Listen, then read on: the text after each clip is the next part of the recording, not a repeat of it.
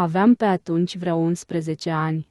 Prin iulie, părinții mi-au dat voie să petrec o bucată de vreme într-un sat din împrejurimile Moscovei, la o rudă de-a noastră, domnul T., în casa căruia se adunaseră pe atunci vreo 50 de invitați, poate și mai mulți. Nu mai țin minte anume câți erau, că nu i-am numărat. Domnea o atmosferă de voie bună și larma nu mai contenea. Avea impresia că petrecerea aceea nu o să se mai sfârșească niciodată. Gazdea parcă ar fi jurat să-și irosească în cel mai scurt timp toată averea ei uriașă, ceea ce, de altfel, a și izbutit acum de curând, cheltuind tot ce avusese până la ultima lețcaie, de a ajuns în sapă de lemn. În fiecare moment soseau oaspeți noi. Moscova era doar la 2 pași de acolo, la o aruncătură de băți, așa încât cei ce plecau nu făceau decât să lase loc noilor veniți, fără să tulbure veselia generală. Petrecerile se țineau lanț, distracțiile parcă nu mai aveau sfârșit. Când porneau călări pâlcuri prin împrejurimi, când se plimbau prin pădure ori cu barca pe râu, picnicuri, dejunuri la iarbă verde, supeuri pe terasa cea mare a casei, împodobită cu 3 rânduri de flori rare, care îmbălsămau aerul proaspăt al nopții, iluminată atât de viu, încât doamnele noastre, aproape toate drăgălașe, păreau și mai fermecătoare, cu fețele însuflețite de impresiile din timpul zilei, cu ochii strălucitori, cu vorba plină de voioșie presărată cu râsete sonore ca niște clopoței. Se dansa, se făcea muzică, se cânta, iar dacă era înnorat, se organizau tablouri vivante, șarade și proverbe, se jucau piese. Se iviseră ca din senin talente oratorice, povestitori iscusiți și meșteri în vorbe de duh. Pe primul plan se și situaseră câteva personaje mai marcante. Firește că erau nelipsite bârfeli și pălăvrăgeli fără de care nu-i chip de trăit pe lumea asta și milioane de oameni ar muri de plictiseală, ca muștele. Cum însă eu nu aveam decât 11 ani, ocupat fiind de cu totul alte lucruri, n-am băgat în seamă personajele acelea, și chiar dacă am observat câte ceva, era departe de a fi totul. Abia mai târziu mi-am mai adus aminte de unele lucruri. Ochii mei de copil nu puteau prinde decât înfățișarea sclipitoare a spectacolului și însuflețirea generală, strălucirea, zgomotul, toate lucrurile acestea, până atunci nemai văzute și nemai auzite de mine, care m-au impresionat într-atât, încât în primele zile mai că-mi pierdusem capul. Vorbesc mereu de cei 11 ani ai mei, firește, eram un copil, nimic mai mult. Multe din frumoasele doamne de față nu se gândeau, mângâindu-mă, la anii mei.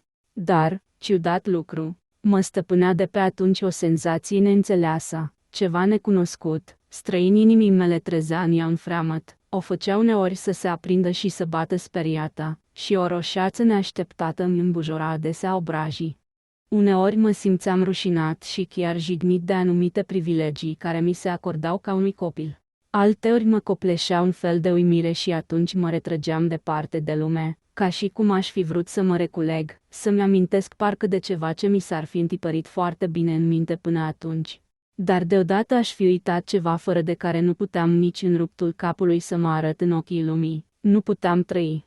Alteori, în sfârșit, mi se părea că ascund ceva de toți ceilalți, ceva ce n-aș fi povestit nimănui, pentru nimic în lume, fiindcă, pui de om cum eram, mi era rușine până la lacrimi de acest secret al meu. Curând, m-am simțit oarecum izolat în mijlocul iureșului de petreceri din jurul meu. Mai erau acolo și alți copii, însă fie cu mult mai mici, fie cu mult mai în vârstă decât mine. De altfel, nici nu-mi păsa de ei. Firește, nici nu mi s-ar fi întâmplat nimic, dacă nu m-aș fi aflat într-o situație deosebită. În ochii tuturor acestor frumoase doamne rămâneam mereu aceeași ființă mică, nedefinită, pe care le plăcea uneori să o mângâie și cu care puteau să se joace, de parcă aș fi fost o păpușică. Mai cu seamă una din ele, o blondă fermecătoare, cu un păr bogat și vaporos cum n-am mai văzut nicicând după aceea și, probabil, nici nu voi mai vedea vreodată în viață, părea că ar fi jurat să nu mă lase în pace. Râsul ce răsuna mereu în jurul nostru, stârnit clipă de neașteptatele, nebunaticele ei ieșiri față de mine, mă făcea să intru în pământ, dar pe ea o înveselea, era vădit că îi face o imensă plăcere. Într-un pension, între prietene, s-ar fi cuvenit, desigur, să-i se spui ștrengărită. Minunat de frumoasă, avea ceva care te făcea să nu-ți mai iei ochii de la dânsa. De bună seamă, nu aducea câtuși de puțin cu domnișoarele acelea sfioase, bălăioare, albe ca puful și gingașe, ca șoricei albi sau ca niște fete de preot protestant. Nu prea înaltă și cam durdulie, avea totuși trăsături gingașe și fine, minunat desenate. Un fel de fulgere îi străluminau mereu obrazul și întreaga ei făptură era ca o flacără, ușoară, vie, sprintenă. Ochii ei mari, larg deschiși parcă aruncau scântei, strălucirea lor amintea diamantele. N-aș da în viața mea asemenea ochi albaștri, strălucitori, pentru toți ochii negri din lume, fie ei și mai negri decât cele mai negre priviri andaluze. De altfel, și blonda mea făcea, pe drept cuvânt, cât faimoasa brună slăvită de acel mare și ilustru poet care jurase, în minunatele sale versuri, pe întreaga Castilie 1, că e gata să-și frângă toate oasele, numai de i-ar fi îngăduit să atingă, măcar cu vârful unui deget, mantia adoratei. La toate acestea mai trebuie adăugat că frumoasa mea era cea mai veselă dintre toate frumoasele lumii, cea mai nebunatică ștrengărită, veșnic râzând, zglobie ca un copil, cu toate că era femeie măritată de 5 ani. Râsul nu-i părăsea o clipă buzele proaspete ca trandafirul care abia apucă să-și deschidă dimineața, cu cea dintâi rază a soarelui, bobocul roșu, înmiresmat, pe care încă nu s-au zvântat picăturile mari și reci de rouă. Îmi amintesc că a doua zi după sosirea mea se organizase un spectacol de amatori. Sala era, cum se spune, plină ochi, nu găseai un locșor liber. Nu mai țin minte de ce anume întârziasem, așa că a trebuit să rămân tot timpul în picioare. Cum însă jocul plin de voioșie mă atrăgea tot mai mult, m-am strecurat încetul cu încetul până în rândurile din față, unde m-am și sprijinit, în cele din urmă, în coate, pe speteaza fotoliului în care sta o doamnă. Era chiar blonda mea, dar pe atunci nu ne cunoșteam. Și iată că, nu știu cum, privirea mi-a zăbovit pe umerii ei minunat de rotunzi, ispititori, plinuți și albi ca spuma laptelui, cu toate că mi era absolut indiferent la ce să mă uit, la umerii frumoși de femeie ori la boneta cu panglici de foc ce acoperea părul cărunt al respectabilei doamne din rândul întâi. Alături de blondă ședea o domnișoară trecută, una din acele fete bătrâne care, cum mi s-a mai întâmplat să observ mai târziu, se tot învârtea mereu prin apropierea femeilor tinere și frumoase, alegându-le pe acelea care nu alungă din preajma lor tineretul. Dar nu despre asta e vorba. De îndată ce domnișoara aceea bătrână și-a dat seama de atenția cu care mă uitasem, s-a aplecat spre vecina ei și i-a șoptit ceva, chicotind, la ureche. Vecina s-a întors imediat și mi-amintesc cum ochii ei de foc mi-au aruncat în penumbră o privire atât de arzătoare, încât am tresărit ca ars. Frumoasa femeie îmi zâmbi. "Îți place spectacolul?" mă întrebă ea, privindu-mă țintă, șegalnic și malițios. "Da," i-am răspuns, continuând să o privesc cu o uimire care, vădit, o măgulea. "Plus și de ce stai în picioare? Ai să obosești. N-ai găsit loc." "Tocmai că n-am găsit," i-am răspuns, de astă dată preocupat mai mult de grija ce mi-o arăta decât de ochii ei scânteitori și bucurându-mă din suflet că s-a găsit în sfârșit o inimă caritabilă căreia să-i împărtășesc necazurile mele. "Am căutat un loc, dar toate sunt ocupate," adăugai, plângându-mă parcă de faptul că nu era niciunul liber. "Vino încoace," îmi răspunse îndată, gata să ia orice hotărâre și să facă orice năzbâtie i-ar fi trecut prin capul ei ușuratic. "Vino încoace și stai pe genunchii mei." "Pe genunchi," repetai oarecum încurcat. Cum am mai spus, privilegiile ce mi se acordau începuseră să mă jignească și să mă intimideze de-a binelea. Doamna de lângă mine mersese mai departe decât toate, parcă anume ca să-și bată joc de mine. De altfel, sfios și rușinos cum eram, de la un timp mă simțeam intimidat în special în fața femeilor, ceea ce acum m-a făcut să mă fâstăcesc rău de tot. "Ei da, pe genunchii mei." "De ce nu vrei să te așezi pe genunchii mei?" stăruia vecina mea, râzând din ce în ce mai tare, izbucnind chiar în cele din urmă, nu știu de ce, în hohote de râs, încântată, poate, de ideea ei ori de fâstăceala mea. Atâta îi trebuia. M-am înroșit și am început să mă uit sfios jur împrejur, căutând cum aș putea să mă retrag. Mi-o luă însă înainte, apucându-mă de mână, tocmai ca să nu mai pot pleca și, atrăgând-o spre ea, început deodată, spre marea mea uimire, să o frământe cu degetele ei mici, jucăușe și fierbinți care mi le strângeau pe ale mele atât de tare, încât trebuia să mă stăpânesc ca să nu țip de durere. Și să nu mă strâmb în același timp, om nu se poate mai caragios.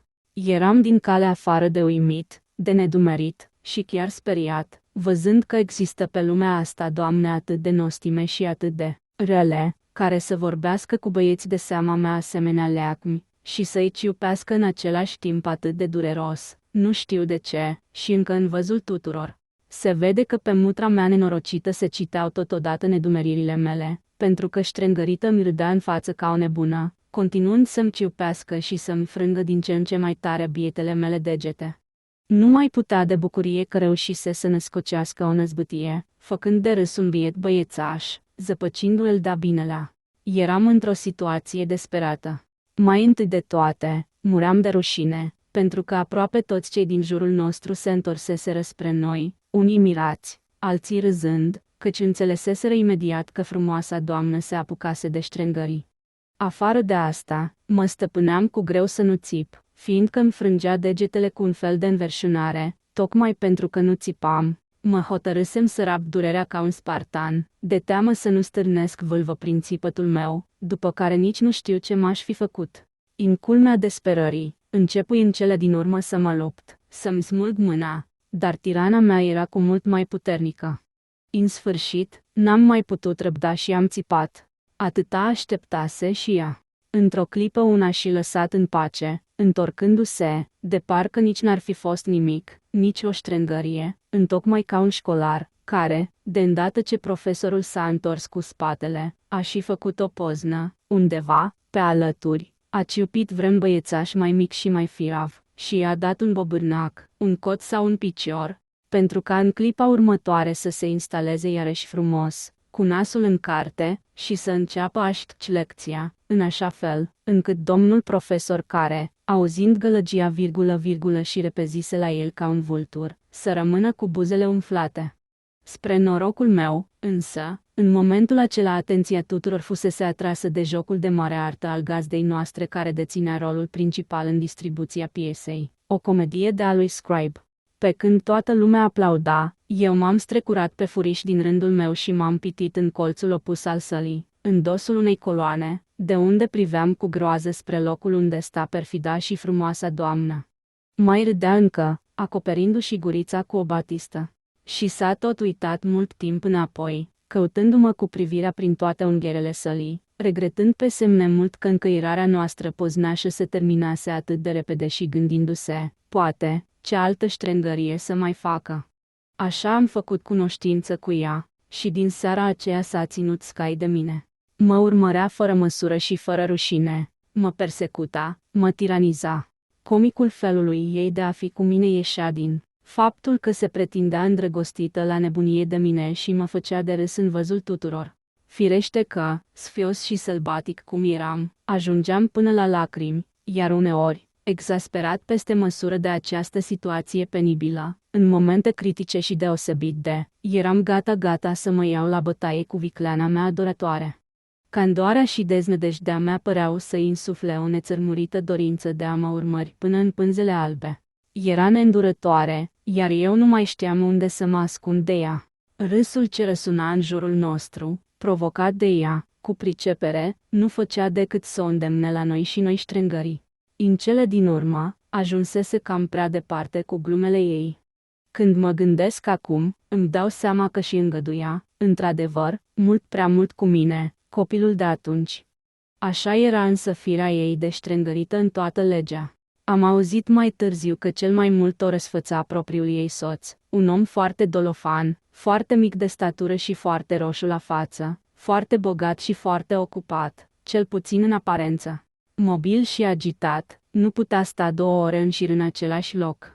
Se repezea în fiecare zi, uneori și de 2 ori pe zi, până la Moscova, asigurându-ne mereu că are treabă. Cu greu ai fi putut găsi un om mai vesel și mai bun decât bărbatul acesta, comic și totuși foarte cum se cade. Își iubea soția până la slăbiciune, de-ți era chiar milă de el, o adoră cum adori o zeitate.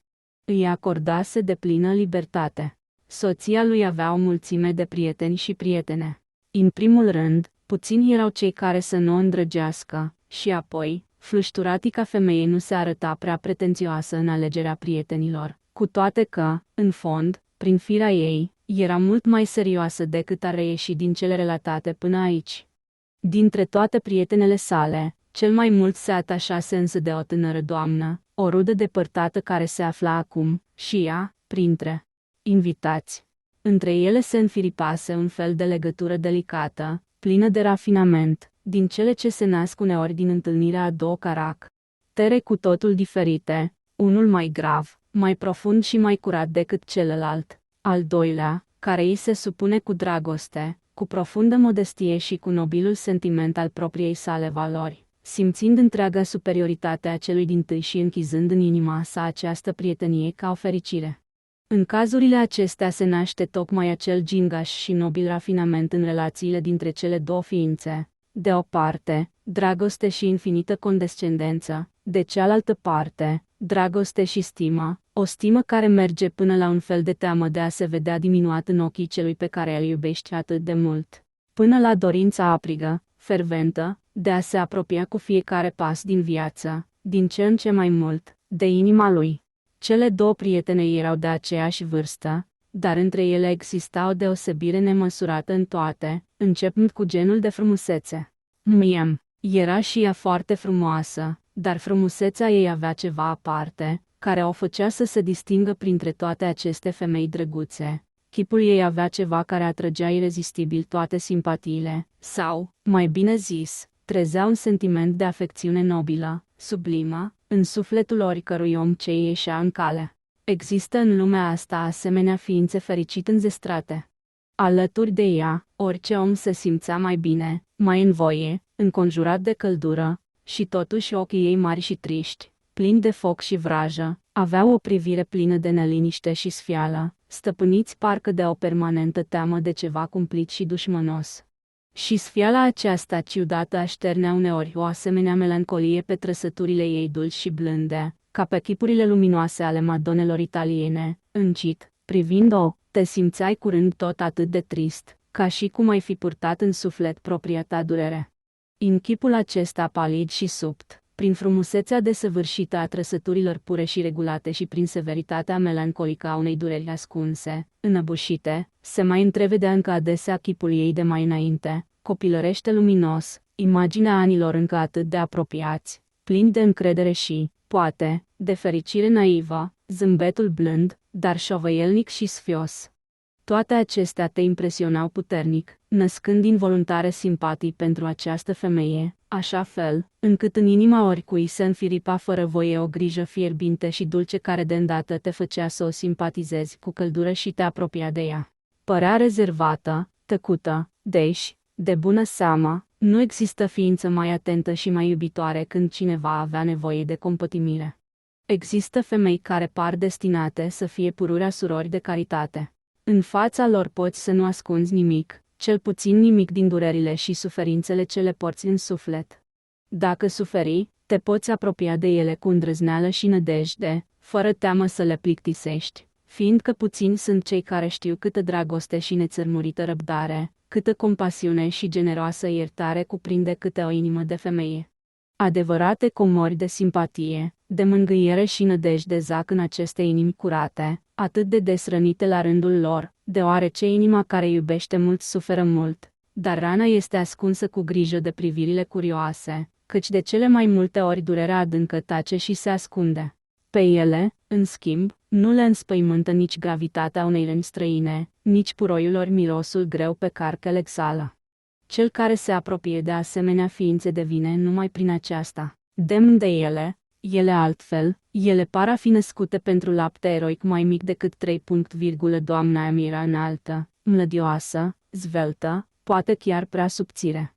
Mișcările ei erau inegale, când încete, line și chiar pătrunse de oarecare gravitate, când copilărește impetuoase. În gesturile ei se ghicea în același timp și un fel de supunere sfioasă, ceva ca un freamăt, părea expusă oricărei primejdii, fără a cere nimănui nimic, fără a cere ocrotire. Spuneam mai înainte că îndrăznălile regretabile ale viclenei blonde mă umpleau de rușine și durere, mă răneau adânc. Mai aveam pentru aceasta încă un motiv secret, ciudat, prostesc, pe care îl ascundeam, din cauza lui tremuram ca un nenorocit, chiar și gândindu-mă numai la ea, singur, cu mintea răvășită, undeva, în vreun ungher întunecat și tainic, unde nu pătrundeau privirile inchizitoriale, batjocoritoare de ștrengăriței cu ochi albaștri. Numai la gândul acesta muream de rușine, de sfială și de teamă. Într-un cuvânt, eram îndrăgostit, adică, nu spun prostii, asta era cu neputință. Dar atunci de ce dintre toate chipurile din jurul meu numai unul singur îmi captiva atenția? De ce numai pe ea îmi plăcea să o urmăresc din ochi, cu toate că nu mi-ardea deloc pe vremea aceea să umblu după doamne și să caut să le cunosc?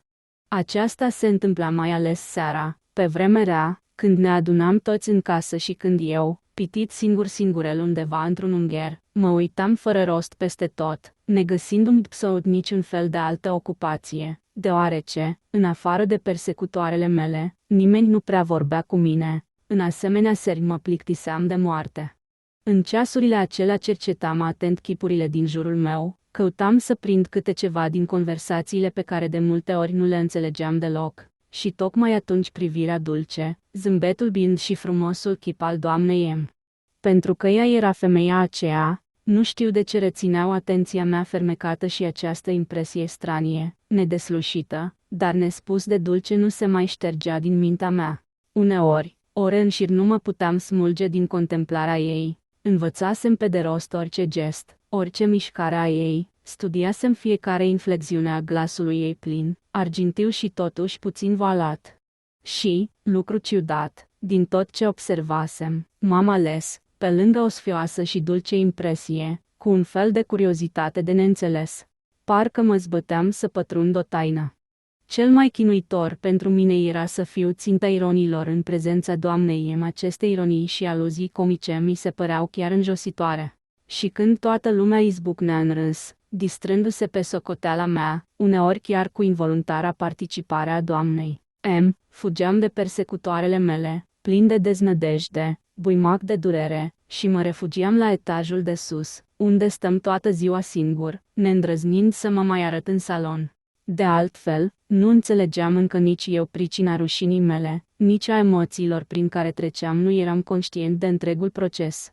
Cu doamna M., aproape că nu schimbasem încă nici două vorbe, și firește, nici n-aș fi îndrăznit să o fac. Dar iată că, într-o seară, după o zi ce se poate de nesuferită pentru mine, mort de oboseală, am rămas în urma celorlalți la plimbare, căutam să mă strecor spre casă traversând grădina.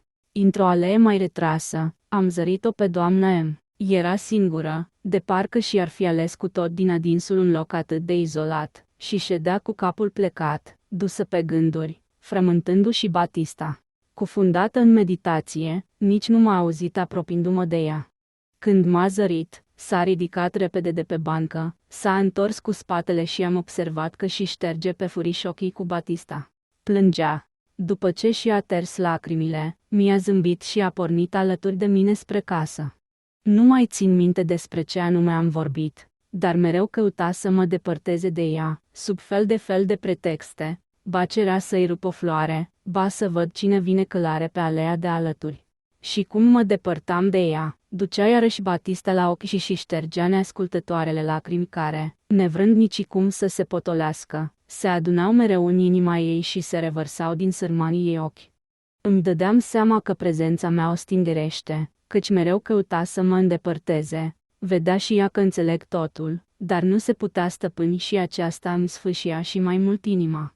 Eram furios pe mine în momentul acela, ajunsesem aproape la desperare, mă blestemam pentru stângăcia și neinventivitatea mea, și totuși nu-mi venea în minte cum să mă despart de ea mai potrivit, fără să se bage de seamă că i-am observat durerea.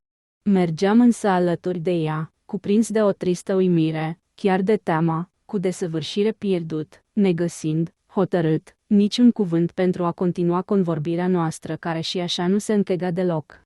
Întâlnirea aceasta mă surprinsese în așa măsură, încât toată seara am urmărit-o pe furiș pe doamna M cu o avidă curiozitate, fără să-mi pot lua ochii de la ea. Mi s-a întâmplat însă de 2 ori ca ea să surprindă pe neașteptate privirile mele insistente. Când îmi prinse a doua oară privirea, îmi zâmbi. A fost singura dată când a zâmbit în seara aceea. Tristețea mai flutura pe fața ei, foarte palidă acum. Vorbea tot timpul încet cu o doamnă în vârstă, o bătrână rea și cârcotașă, pe care nimeni nu o putea suferi din cauza obiceiului ei de a spiona și a bârfi. Se temeau însă toți de ea și de aceea, vrând nevrând, se sileau să o îmbuneze în fel și chip. Pe la 10 seara, a sosit soțul doamnei M. Până atunci o urmărisem cu cea mai mare atenție, fără să-mi iau ochii de la chipul ei trist. Când a intrat pe neașteptate soțul ei, am văzut-o tresărind, iar chipul ei, din palid cum era, se făcu alb ca varul. Reacția era atât de vădită, încât au observat-o și ceilalți. Am prins un crâmpei de convorbire din care am reușit să înțeleg că biata doamnă M. nu o ducea prea bine. Se spunea că bărbatul ei era gelos ca un mor, dar nu din dragoste, ci din vanitate. Înainte de toate era un european, un om ce mergea în pas cu vremea, făcând caz și fălindu-se cu ideile sale noi. Ca înfățișare, era un bărbat cu părul negru, înalt și deosebit de voinic, cu favoriți după moda europeană, cu fața rumenă de om satisfăcut de el însuși, cu dinții albi ca zahărul și o ireproșabilă ținută de gentleman. Trecea drept om deștept. Așa este apreciată în unele cercuri o specie deosebită de oameni, îmbuibați pe seama altora, care nu fac absolut nimic, nu vor să facă absolut nimic și au, din cauza eternei lor trândăvii, un boț de grăsime în loc de inimă. Îi auzi mereu spunând că nu pot face nimic din cauza unor împrejurări foarte încurcate, vitrege, care le istovesc geniul, și din pricina asta, ție mai mare jalea să te uiți la ei. Fraza asta solemnă este un mod d'ordre, asterisc al lor, parola și deviza lor, pe care giftuiții o repetă pretutindeni, în orice moment, plictisind toată lumea cu aceste tartufeisme și vorbe goale. De altfel, unii dintre caragioșii aceștia care nu izbutesc să-și găsească nicio ocupație și, la drept vorbind, nici n-au căutat-o vreodată vor cu tot din adinsul să convingă pe toți că în loc de inimă nu au un boț de grăsime, ci, dimpotrivă, ceea foarte profund ce anume, n-ar putea să spună nici cel mai grozav chirurg, chiar dacă ar vorbi, desigur din politețe. Domnii de această teapă își petrec viața concentrându-și toate instinctele asupra unor bârfeli ordinare, condamnând orice cu cea mai mare miopie și nemăsurată mândrie. Neavând altceva de făcut decât să surprindă și să comenteze la infinit greșelile și slăbiciunile altora, și nici mai multă bunătate decât aceea hărăzită unei stridii, nu le vine greu, date fiind asemenea mijloace de apărare, să trăiască destul de prudent printre ceilalți oameni. Și de asta se grozăvesc peste măsură. Așa, de pildă, sunt aproape convinși că mai toată lumea trebuie să le plătească tributul, că lumea întreagă este pentru ei un fel de stridie luată în chip de provizii, că toți afară de ei sunt niște proști, că oricine seamănă cu o portocală sau cu un burete, bun de stors când și când, dacă au nevoie de zeamă, că sunt stăpâni peste toate și întreaga ordine lăudabilă a lucrurilor decurge tocmai din faptul că ei sunt atât de deștepți și oameni de caracter. În îngânfarea lor nemărginită, nu-și recunosc niciun fel de lipsuri. Seamănă cu specia aceea de indivizi șmecheri, niște tartufi și falstafii născuți care au făcut atâtea șmecherii, încât s-au convins chiar ei că așa trebuie să fie, că le este dat să trăiască și să meargă dintr-o învârteală într-alta. De atâtea ori au căutat să-i convingă pe alții că sunt oameni cinstiți, încât, în cele din urmă, s-au convins ei înșiși cum că ar fi, într-adevăr, cinstiți și că potlogăriile lor sunt tocmai tot ce poate fi mai cinstit. N-ar fi în stare niciodată să-și facă un examen de conștiință cumstit, să se judece singuri după criterii nobile. Pentru unele treburi au obrazul mult prea gros. Pentru ei, în primul plan se află pururea și întru toate prețioasa lor persoană, molohul și balul lor, magnificul lor eu. Întreaga fire, întregul univers reprezintă pentru ei doar o oglindă fernecată creată anume pentru ca idolul nostru să-și admire necontenit imaginea răsfrântă de ea, nemai văzând din cauza ei pe nimeni altul și nimic mai mult, Nu este deci de mirare că orice lucru din lume îi se arată sub o înfățișare atât de urâtă. Un astfel de om are o vorbuliță gata pregătită pentru orice ocazie, iar culmea dibăciei din partea ei e faptul că această expresie este totodată și cea mai la modă. Chiar ei singuri contribuie la răspândirea acestei mode, trâmbițând la toate răscrucile exact ideea care, după cum bănuiesc ei, va avea succes. Tocmai ei au destulă intuiție ca să dibuie o asemenea expresie la modă și să-și o însușească înaintea altora, în așa fel, încât să pară că ei sunt cei care au lansat-o. Își fac mai cu seamă o rezervă de expresii cu care să-și manifeste cea mai profundă simpatie față de umanitate, să definească ce înseamnă adevărata filantropie, cea mai deplin justificată de rațiune și, în sfârșit, expresii cu care să înfiereze neîncetat romantismul, cu alte cuvinte, de cele mai multe ori. Tot ce este mai frumos și mai adevărat și din care un singur atom e cu mult mai prețios decât tot neamul lor de viermi târători. Nu recunosc însă în mod grosolan adevărul în forma lui indirectă, nefinită, de prefacere și resping tot ce nu este încă copt, tot ce suferă încă un proces de frământare, de transformare. Giftuitul a trăit toată viața plin de voioșie, având toate de-a gata, fără să facă nimic, el nu știe, așadar, cât de greu se face orice lucru. De aceea, vai și amar de el, dacă vreo asperitate îi atinge sentimentele necate în grăsime, asta nu iartă niciodată și e gata oricând să-și amintească și să se răzbune cu sete.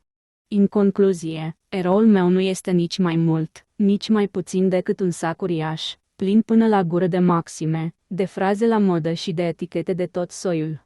Trebuie să spun totuși că domnul M se deosebea prin ceva remarcabil. Era un flecar spiritual și bun de gură, așa că în saloane se forma întotdeauna în jurul lui un cerc întreg. În seara aceea, reușise să producă o impresie deosebită. Conducea conversația plin de vervă și de voie bună, bucuros nu știu de ce, și îi făcuse pe toți să se uite la el. Doamna M, în schimb, arăta tot timpul ca bolnavă, părea atât de tristă, încât aveam mereu impresia că încă o clipă și pe genele ei lungi au să tremure iar lacrimile de adineauri. Toate acestea, după cum am mai spus, m-au emoționat profund și m-au uimit peste măsură. Am plecat cu un sentiment de ciudată curiozitate și toată noaptea l-am visat pe domnul M, eu care până atunci visasem foarte rar ceva urât. A doua zi de dimineață m-au chemat, împreună cu alții, la o repetiție cu niște tablouri vivante în care îmi dăduseră și mie un rol. Tablourile vivante, piesa de teatru și apoi dansurile trebuiau să aibă loc într-o seară, cam peste 5 zile, cu prilejul unei sărbători de familie, ziua de naștere a celei mai tinere fiice a gazdei noastre. La această sărbătorire, aproape improvizată, fuseseră invitați din Moscova și de la vilele din împrejurimi încă vreo 100 de oaspeți, astfel încât era treabă multă, griji, zăpăceală și forfotă. Repetițiile sau mai bine zis, parada costumelor fuseseră fixate nepotrivit, dimineața, deoarece regizorul nostru, cunoscutul pictorer, prieten și invitat al gazdei noastre, care din prietenie pentru aceasta primise să compună și să monteze tablourile, și apoi să se ocupe și cu pregătirea noastră, se grăbea acum să plece în oraș ca să cumpere recuzita și să facă aprovizionarea în vederea sărbării. N-avea, așadar, timp de pierdut. Jucam într-unui din tablouri, împreună cu doamna M. Era o scenă din viața medievală, intitulată Castelana și pajul ei. Întâlnindu-mă cu doamna M la repetiție, am fost cuprins de un inexplicabil sentiment de jenă. Mi se părea că va citi pe dată în ochii mei toate gândurile, îndoielile și presupunerile născute în ajun în capul meu. Mi se mai părea apoi mereu că m-am făcut vinovat de ceva față de ea, pentru că în ajun o văzusem plângând și o împiedicasem să-și manifeste nestingerit durerea. Vrând, avea să mă vadă ca pe un martor neplăcut, ca pe un părtaș nepoftit la tainele ei.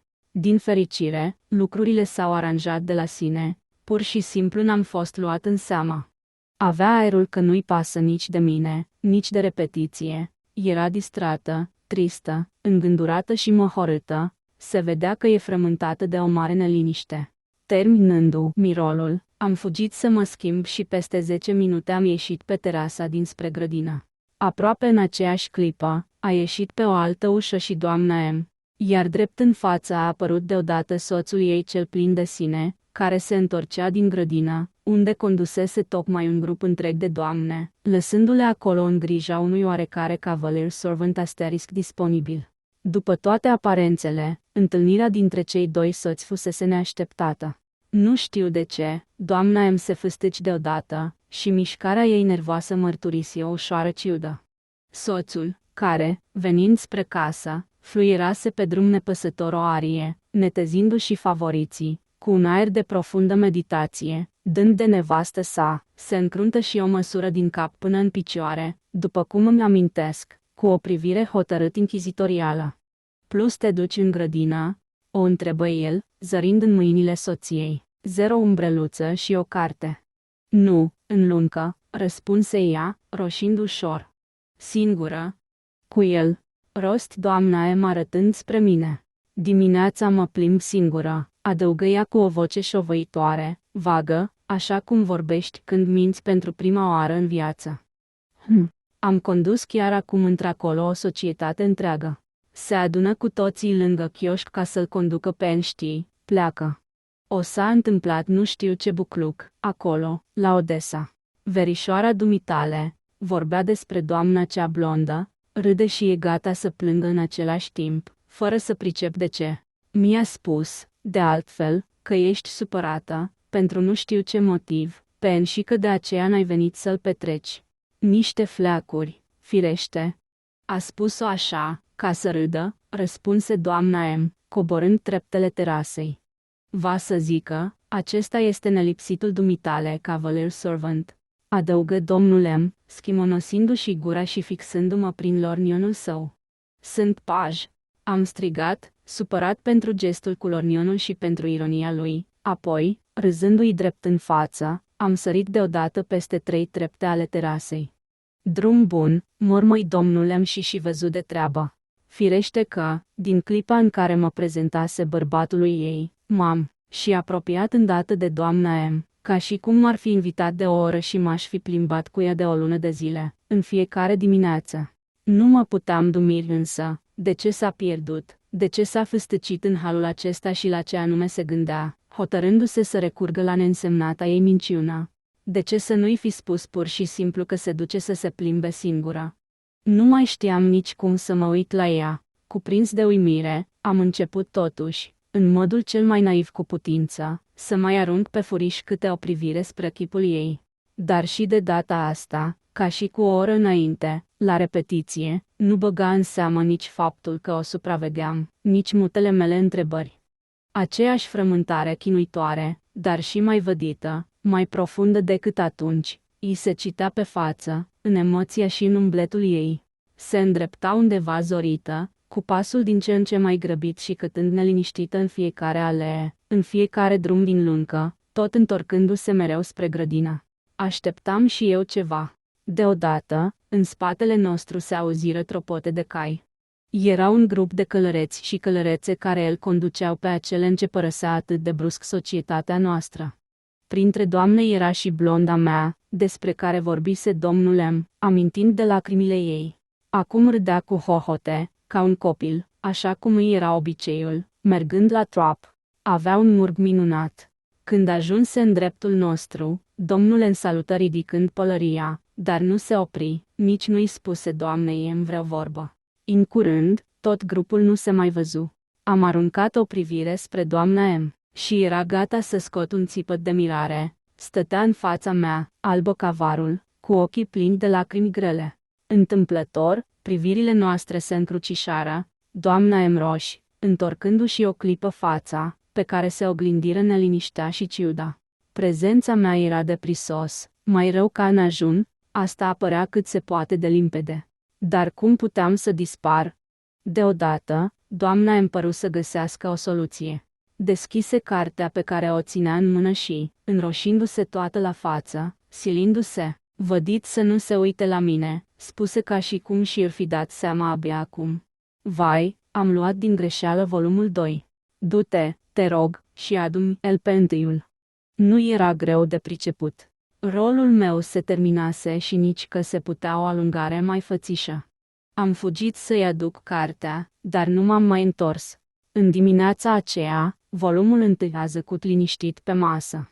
Îmi pierdusem însă cu desăvârșire capul. Inima îmi bătea cu putere, de parcă m-ar fi speriat mereu cineva. Mă căzneam din răsputeri să nu dau ochii cu doamna M. În schimb, urmăream cu o aprigă curiozitate persoana plină de mulțumire a domnului M., de parcă acum trebuia să descoper negreșit în el ceva deosebit. Nu înțeleg deloc ce rost avea această ridicolă curiozitate a mea. Îmi amintesc doar atât că eram stăpânit de un sentiment ciudat de mirare în urma celor ce mi fusese dat să văd în dimineața aceea. Dar ziua abia începuse și pentru mine era să fie bogată în evenimente. De data aceasta, am dejunat foarte devreme. În seara aceea, toată lumea urma să plece într-o excursie în satul vecin, unde tocmai avea loc o sărbare câmpenească. Aveam deci nevoie de timp să mă pregătesc. 3 zile am visat la această excursie, cu gândul că o să petrec de minune. Eram adunați aproape toți la cafea pe terasă. Strecurându-mă binișor pe la spatele celorlalți, m-am ascuns în dosul celor 3 rânduri de fotolii. Eram împins de curiozitate, dar în același timp nu țineam deloc să mă vadă doamna aia. Întâmplarea a vrut însă să nimeresc lângă doamna cea blondă care mă persecuta. Acum se întâmplase însă cu ea ceva absolut cu neputință, o adevărată minune, se făcuse de 2 ori mai frumoasă ca înainte. Nu știu cum și de ce se întâmpla asta, dar astfel de minuni se petrec destul de des cu femeile. În clipa aceea se afla printre noi un oaspete nou, un tânăr înalt, palid la față, un nălipsit admirator al blondinei noastre, tocmai sosise de la Moscova, parcă anume ca să ia locul lui în abia plecat, despre care se spunea că ar fi fost îndrăgostit la culme de această femeie frumoasă. În ceea ce el privește pe noul venit, el era de mult cu ea exact în relațiile care existau între Benedict și Beatrice în Mulți gomol pentru nimic de Shakespeare. 2 într-un cuvânt, în ziua aceea frumoasa noastră avea un succes cu totul deosebit. Glumele și sporovăiala ei erau atât de gingașe, atât de pline de candoare și de scuzabilă imprudență. Cu grațioasa ei încredere în sine, era atât de convinsă de entuziasmul general, înalt, într-adevăr, stârnea tot timpul un fel de adorație cu totul deosebită. Cercul musafirilor uimiți, care o admirau din plin, nu se mai împrăștia din jurul ei, niciodată încă nu fusese atât de fermecătoare. Orice cuvânt al ei ispita și uimea, era prins din zbor, repetat din om în om și nici o glumă, nici o poznă de-a ei nu se pierdea neobservată de ceilalți. Se pare că nimeni nici nu s-ar fi așteptat din partea ei la atâta bun gust, inteligență și strălucire, însușirile ei cele mai minunate fuseseră în fiecare zi mascate, ascunse de firea ei voluntară și fantastică, de ștrengările ei de școlăriță îndărătnică, frizând bufoneria. Puțini erau cei care îi întrezăriseră aceste calități. Chiar cei care și dăduseră seama de existența lor, nu le luaseră în serios. Astfel înalt, de rândul acesta, extraordinarul ei succes fusese întâmpinat cu un murmur general de uimire. Trebuie spus că la succesul ei contribuise și o împrejurare destul de delicată, cel puțin dacă ar fi să judecăm după rolul pe care îl juca în acel timp soțul doamnei M. ștrengărită și pusese în gând plus și, trebuie să adaug, aproape spre satisfacția generală sau cel puțin satisfacția tineretului să-l supună unor îndârjite atacuri, din mai multe motive, probabil foarte importante după părerea ei. Începu deci cu el un adevărat duel de glume, ironii, sarcasme din cele mai irezistibile și mai ambigue, cele mai viclene, perfect ticluite, din cele care nimeresc drept la țintă, dar de care nu te poți agăța în niciun fel ca să te păzești. Ele nu fac decât să epuizeze victima aleasă, supusă unor sforțări zadarnice, care o aduc într-o stare de furie sau de comică desperare. Nu știu exact, dar mi se pare că purtarea aceasta a doamnei celei blonde fusese premeditată, nu spontană. Duelul atât de îndârjit se dezlănțuise încă la masă. Îi numesc îndârjit, întrucât domnul M. nu și-a depus prea ușor armele. A trebuit să recurgă la toată prezența lui de spirit, la simțul umorului și la întreaga sa ingeniozitate ca să nu fie făcut praf, zdrobit cu desăvârșire și acoperit de rușine. Totul se petrecea în râsetele neîntrerupte și nestăpânite ale tuturor celor de față și ale părtașilor la această luptă. În orice caz, ziua de azi nu mai semăna pentru el cu cea de ieri. Se vedea clar că doamna M. a încercat, și nu odată, să-și oprească prietena imprudentă, care, la rândul ei, urmărea cu tot din adinsul să-l arate pe soțul cel gelos sub un aspect ridicol și bufon, probabil în postura unui barbă albastră, judecind după toate aparențele și după cele ce mi-au rămas în minte, ca și, în sfârșit, după rolul pe care a trebuit să-l joc chiar eu în această încăierare. Totul s-a petrecut pe neașteptate și în chipul cel mai ridicol. Ca un făcut, în clipa aceea ședeam în văzul tuturor, fără să mă gândesc la nimic rău, uitând chiar de precauțiile mele de mai înainte. Deodată am apărut în prim plan ca dușman de moarte și rival firesc al domnului M. În calitate de tânăr îndrăgostit nebunește de soția lui, iar persecutoarea mea a jurat pe loc și a dat cuvântul că poate să aducă dovezi în sprijinul celor afirmate. Astfel, bună oară, nu mai departe decât astăzi, a văzut în pădure. Nu a apucat însă să-și termine fraza, eu am întrerupt-o în clipa cea mai critică pentru mine. Clipa aceea fusese calculată cu atâta precizie diabolică, rezervată cu atâta perfidie tocmai pentru sfârșit, pentru deznodământul caragios și prezentată atât de comic, încât o explozie generală de râsete nestăpânite a salutat această invenție finală a ei. Și cu toate că mi-am dat pe loc seama că rolul cel mai neplăcut nu-mi fusese rezervat mie, am fost totuși atât de stânjenit, enervat și speriat, încât, cu ochii plini de lacrimi, copleșit de durere, deznădejde și rușine, m-am năpustit să-mi fac loc printre rândurile de fotolii, am ieșit înainte și, adresându-mă persecutoarei mele, am strigat cu glasul vibrând de indignare și lacrimi. Nu vă e rușine să spuneți tare, de față cu toate doamnele, asemenea neadevăruri urâte, parcă ați fi o fetiță mică, în fața tuturor bărbaților. Ce au să zică ei? Dumneavoastră, atât de mare, femeie măritată. N-am apucat să sfârșesc, fiind întrerupt de aplauze asurzitoare. Izbucnirea mea produsese adevărate furori. Gestul meu naiv, lacrimile mele, dar mai cu seamă faptul că am sărit parcă în apărarea Domnului în toate acestea stârniseră râsete atât de infernale, că și astăzi, când îmi aduc aminte numai, îmi vine și mie să mă tăvălesc de râs. Am înmărmurit, aproape nebun de groază și rușine. Dezmeticindu-mă deodată, mi-am acoperit obrazul cu mâinile, m-am repezit afară, răsturnând tava cu care feciorul de casă tocmai intra pe ușă, și am urcat în fugă sus pe scară, în odaia mea. Smucind din ușă cheia pusă pe din afară, m-am încuiat pe dinăuntru. Și bine am făcut, întrucât după mine venea o adevărată poteră. Într-o clipă, ușa mea a fost asaltată de o mulțime de doamne din cele mai drăgălașe. Auzeai râsul lor sonor, vorba repezită, glasurile însuflețite, ciripeau toate deodată ca niște rândunele. Toate, fără excepție, se rugau de mine, mă implorau să le deschid, fie și numai pentru o singură clipă, se jurau că nu-mi vor face nici cel mai mic rău, că nu vor decât să mă copleșească cu sărutările lor. Dar, ce putea să fie mai cumplit decât această nouă amenințare? Muream de rușine în dosul ușii, cu fața îngropată în perne. Nu le-am deschis, nici măcar nu le-am răspuns. Au inai bătut multă vreme în ușă, implorându-mă să le deschid, dar am rămas nesimțitor și surd cum poate fi numai un copil de 11 ani. Ce era de făcut? Totul fusese dat în vileag, toate secretele mele, pe care le tăinuisem cu atâta strășnicie, apăruseră la lumina zilei. De acum încolo aveam să fiu pe veci acoperit de rușine. La drept vorbind, nici eu însumi nu mă pricepeam cum să-i spun lucrului de care mă temeam atât și pe care aș fi vrut să-l ascund de ceilalți. Și totuși mă temeam de ceva, tremuram ca varga la gândul că acest ceva ar fi putut să fie aflat de toată lumea. Un singur lucru nu știusem până în clipa aceasta, ce anume este acel lucru, dacă e ceva care se cade sau nu se cade, dacă e frumos sau de rușine, lăudabil sau de condamnat. Acum însă, chinuit și cuprins de durere, am aflat că lucrul acesta este de râs și rușinos. Simțeam în același timp instinctiv că un asemenea verdict este greșit, inuman, brutal, eram însă distrus, nimicit. Procesul de conștiință părea să se fi înțepenit în loc, încălcit în capul meu, nu eram în stare nici să mă opun acelui verdict, nici măcar să-l apreciez la justa lui valoare. Umblam ca prin ceață.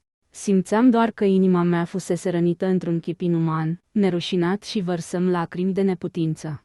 Eram iritat la culme, în inima mea clocoteau indignarea și ura, cu toate că până atunci nu cunoscusem acest sentiment. Abia acum, pentru prima oară în viață, am aflat ce înseamnă adevărata suferință, jignire, durere, toate acestea erau o realitate, fără niciun fel de exagerare. Copil cum eram, fusesem jignit cu brutalitate în dragostea mea dintâi, încă lipsită de experiență, nerealizată, pudoarea mea, feciorălnică și înmiresmată, fusese prematur dezvăluită și batjocorită, iar prima mea emoție estetică, poate chiar foarte adâncă luată în derâdere. Desigur, cei care râdeau de mine nici nu bănuiau multe lucruri și nu își puteau da seama de chinurile mele.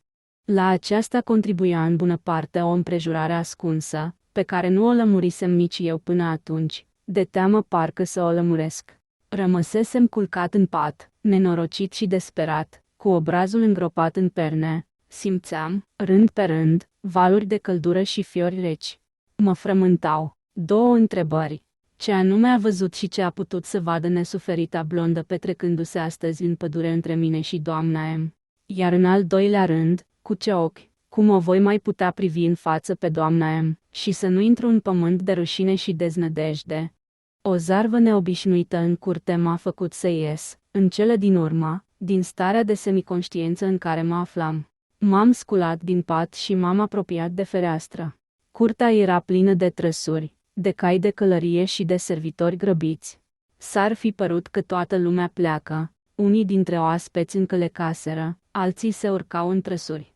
Mi-am adus îndată aminte de plimbarea plănuită și, încetul cu încetul, în inima mea a început să se strecoare un sentiment de neliniște.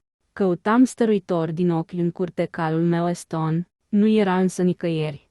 Așadar, uitaseră de mine. N-am mai putut rezista și m-am repezit într-un suflet jos, fără să mă mai gândesc nici la întâlniri neplăcute, nici la rușinea mea de adineauri.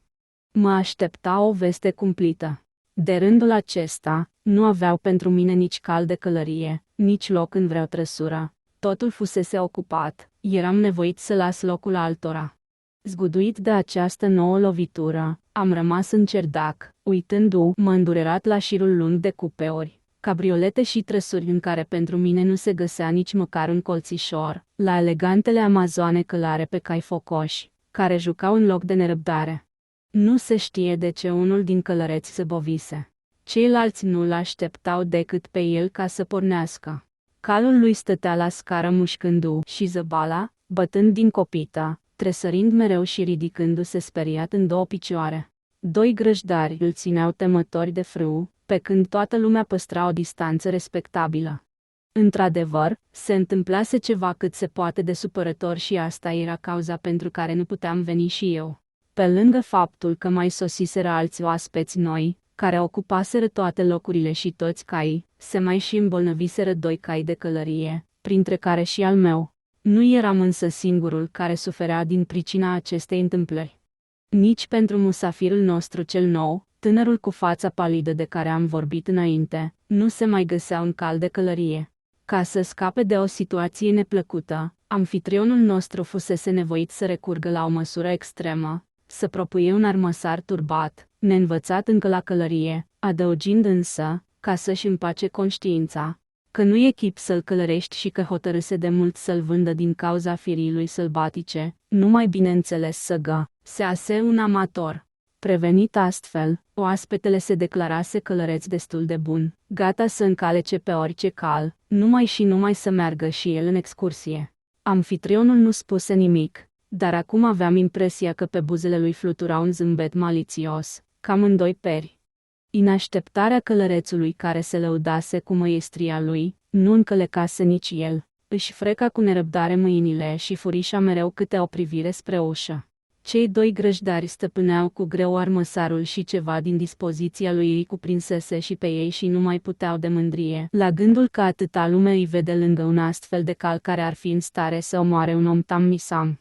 Un fel de reflex al zâmbetului viclean de pe buzele stăpânului scânteia și în ochii lor, holbați de încordare și ațintiți și ei spre ușa în pragul căreia trebuia să apară îndrăznețul invitat. Până și calul se comporta așa fel, de parcă ar fi fost înțeles cu stăpânul său și cu grăjdarii. Se ținea fudul, arogant, ca și cum ar fi simțit că îl urmăresc zeci de ochi curioși, mândrindu-se parcă în fața tuturor cu proasta lui faimă, întocmai cum se folesc cu poznele lor condamnabile câte unii ștrengari incorigibili. Părea să-i arunce o provocare îndrăznețului care a cutezat să atenteze la independența lui. În cele din urmă, se arătă și îndrăznețul. Stingerit de faptul că s-a făut așteptat și punându-și grăbit mănușile, înainta, fără să se uite împrejur, coborâ treptele și nu-și ridică ochii decât în clipa când încercă să pui mâna pe grumazul calului ce îl aștepta, surprins de zvâcnetul turbat al calului care se ridică în două picioare și de strigătul de alarmă al spectatorilor speriați. Tânărul făcu un pas înapoi, privind cu nedumerire calul sălbatic care tremura ca varga, sfărăia de furie și șirotea cumplit în orbite ochii injectați de sânge, lăsându-se mereu pe picioarele dinapoi și ridicându-le pe cele dinainte, gata parcă să se avânte în văzduh, târându-i după el pe cei doi grăjdari. Călărețul rămase o clipă în loc, neștiind ce să facă, apoi, roșind ușor din pricina tulburării care îl cuprinsese, își ridică privirile, se uită în jur și opri ochii asupra doamnelor înspăimântate. "E un cal admirabil," spuse el, ca pentru sine, "și pe cât se pare foarte plăcut de călărit, însă, știți ceva? Eu unul n-am să-l încalec," încheia adresându-se gazdei noastre cu un zâmbet larg și deschis care se potrivea atât de bine cu figura lui de om inteligent și bun. "Și totuși eu cred că sunteți un călăreț excelent, pe cinstea mea," răspunse bucuros proprietarul calului rebel, strângând mâna musafirului cu căldură și chiar cu recunoștință. "Și aceasta tocmai datorită faptului că de la prima vedere v-ați dat seama cu ce tiră aveți de-a face," adăugă el cu demnitate. "Credeți-mă că eu însumi, care timp de 23 de ani am fost hussar, am avut de 3 ori până acum plăcerea să stau întins la pământ din cauza domniei sale, adică exact de câte ori am încălecat acest trântor. Tancred, prietene, lumea de aici nu-i de tine. Se vede că ți-a fost sortit să fii încălecat de vreun viteaz de felul lui Iam Romeț care mai îl încezește și acum pe cuptor în satul Caraciarovo și așteaptă să-ți cadă dinții. Hai, luați-l de aici. Să nu mai sperie oamenii. Degeaba l-am mai scos din grajd," încheie el, frecându-și mămile satisfăcut. Trebuie să spunem că Tancred nu-i aducea nici cel mai mic folos, și își mânca de pomană tainul. Mai mult, bătrânul hussar și-a mai și compromis binecunoscuta lui reputație de geambaș de cai pentru armată, plătind un preț fabulos pe acest trântor care nu era bun de nimic și nu se putea mândri decât cu frumusețea lui. Cu toate acestea, acum era încântat că Tancred al lui nu s-a făcut de râs, trântise încă un călăreț, câștigând prin aceasta alți lauri absurzi. "Cum, nu mai mergeți?" strigă doamna cea blondă care voia acum cu tot din adinsul să fie însoțită de cavalerul ei servant. "Vi frică?" "Exact. Pe cuvânt," îi răspunse tânărul. "Și o spuneți serios?" "Dar bine, doamnă, vreți oare cu tot din adinsul să-mi rup gâtul?" "Atunci încălecați repede pe calul meu, că nu-i nicio teamă," e liniștit cum nu se mai poate. "Nu o să întârziem prea mult, într-o clipă ne schimbă șeile. Am să încerc să iau calul dumneavoastră." Nu se poate ca Tancred să fie chiar întotdeauna atât de prost crescut. Zis și făcut. Nebunatica doamnă descăleca și își termină fraza stând în picioare, în fața noastră. "Nu-l cunoașteți pe Tancred dacă vă închipuiți că va admite să pună pe el șaua asta păcătoasă. Și apoi nici pe dumneavoastră nu vă las să vă rupeți gâtul. Zău că ar fi păcat." Rost gazda noastră, exagerând și mai mult, în clipa aceasta de tăinuită satisfacție, obișnuita bruschețe, studiată și afectată, brutală chiar, a felului său de a vorbi, ceea ce, după părerea lui, îi crea o reputație de om de treabă, de ostaș bătrân, menită să-i atragă mai cu seamă simpatiile doamnelor. Era una din ciudățenile lui, o slăbiciune pe care o cunoșteam cu toții. "Dar tu, plângăciosule, nu vrei să încerci. Țineai doar morțiși să vii cu noi," spuse călăreața cea curajoasă, zărindu-mă pe mine și, ca să mă întărite și mai mult, făcu un semn cu capul, plus înspre Tancred, de fapt, numai și numai ca să-și asigure o retragere onorabilă, de vreme ce tot descălecase fără rost și nici să mă lase pe mine să scap fără o înțepătură, din moment ce făcusem și eu greșeala să-i ies în cale.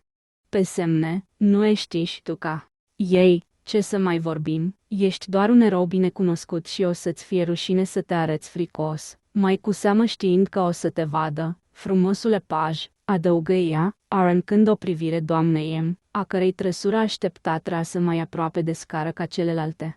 Bară oblică inversă. În clipa când frumoasa amazoană se apropiase de noi cu gândul de a încăleca pe Tancred, îmi simți inima copleșită de ură și dor de răzbunare. Nu pot spune însă ce am simțit auzind provocarea neașteptată a ștrengăriței. Am prins din zbor privirea ce o aruncase doamnei M și mi-am pierdut cu desăvârșire capul. Un gând îmi străfulgera mintea.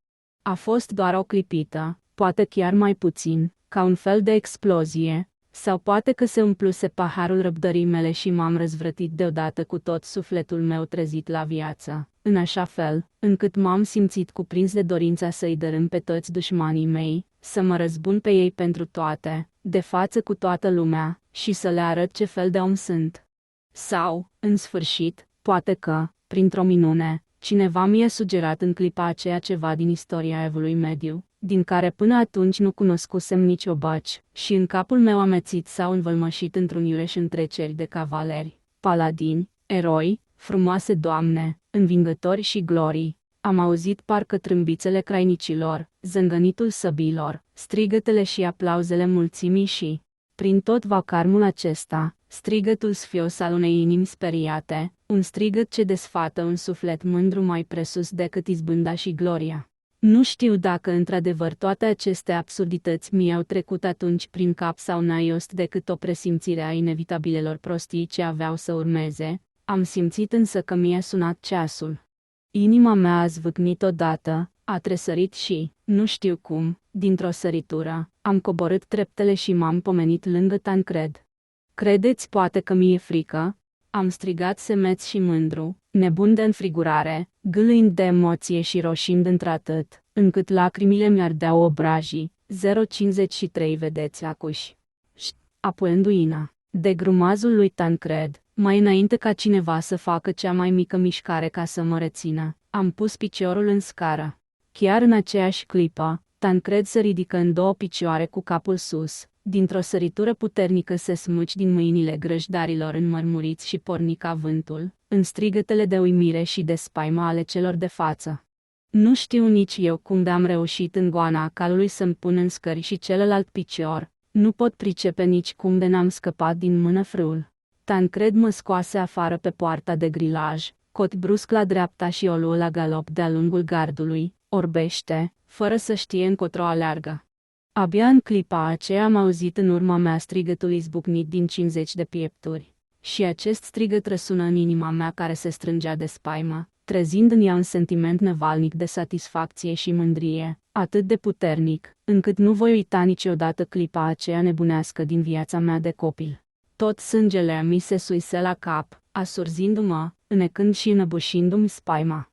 Îmi pierdusem cu desăvârșire orice judecată, într-adevăr. Când mă gândesc acum la cele petrecute, văd că în tot ce făcusem era ceva cavaleresc. De altfel, tot cavalerismul meu a început și s-a isprăvit în mai puțin de o clipă. Altminteri, cavalerul ar fi pățit-o cam urât. Nici așa nu știu cum am scăpat cu viață. De fapt, învățasem și știam să călăresc. Dar calul meu eston semăna mai curând a o aie decât cal de călărie. De bună seamă, dacă Tancred ar fi avut timp să mă azvârle, aș fi zburat cât colo. După ce galopase încă vreo 50 de pași, s-a speriat deodată de un bolovan mai mare de lângă drum și a pornit îndărât. Se întorsese din mers, dar atât de brusc, încât nu pot pricepe nici până acum cum de n-am fost aruncat din șa ca o minge, și nu m-am făcut praf, iar Tancred nu s-a șoldit răsucindu-se atât de brusc în loc.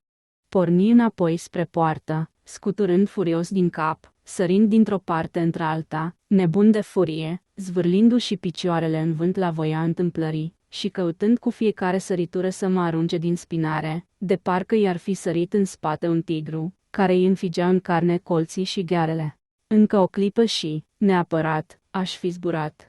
De fapt, Cădeam, dar câțiva călăreți s-au și repezit să mă salveze. 2 din ei mi-au tăiat drumul direct peste câmp, alți 2 m-au ajuns în galop și m-au încadrat atât de strâns, încât mai să-mi strivească picioarele, înghesuindu-l pe Tancred dintr-o parte și dintr-alta. Amândoi îl apucară de frâu. Peste câteva secunde, eram la scara casei. L-au dat jos de pe cal, paid, gâfâind.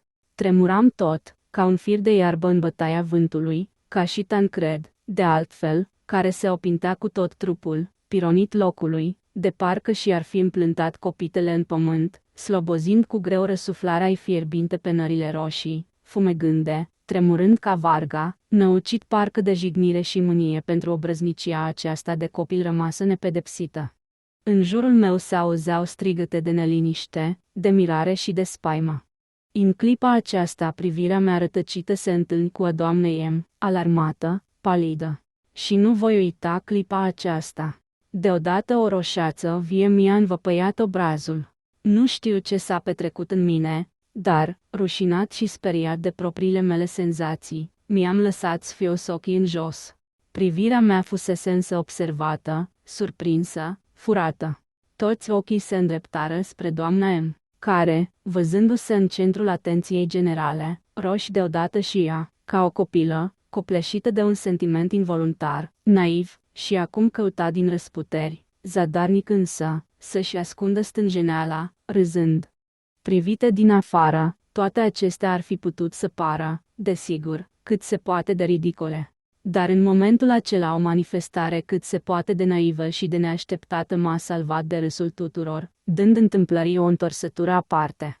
Cea care provocase toată încurcătura aceasta, frumoasa mea persecutoare, care până atunci fusese dușmanul meu neîmpăcat, s-a repezit deodată să mă îmbrățișeze și să mă sărute. Fără să-și creadă ochilor, din clipa când am cutezat să-i primesc provocarea și am ridicat mănușa ce mi-o aruncase privind-o pe doamna M, mă urmărise mai mult moartă decât vie de frică pentru mine și chinuită de remușcări, tot timpul cât am zburat călare pe Tancred.